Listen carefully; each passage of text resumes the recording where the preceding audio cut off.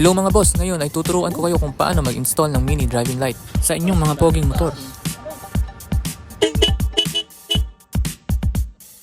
Una, kailangan natin ng relay. Ang relay ay isa ding switch. Ang advantage lang nito, kaya nito magpadaan ng large amount of current. Kung makikita nyo sa diagram, 85 at 86. Yan yung coil. Nagiging magnet yan kapag kinonect mo sa battery. At yan ang dahilan kung bakit magkakaroon ng connection ang 30 at 87. So ngayon alam na natin kung paano nagwo-work ang relay. Kaya umpisa na natin. Ito naman yung wire ng mini driving light. Apat yan kasi meron tong passing. Gagamit tayo ng 12 volts na power supply para malaman natin yung common wire o yung negative ng mini driving light. Most of the time or commonly, yung negative wire ay yung black. Sa power supply, yung positive pala yung butas tapos negative yung sa labas. Tara, isa-isahin na natin.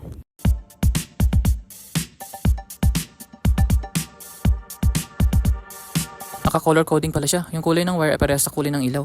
Yung red naman ay combination, yellow at white.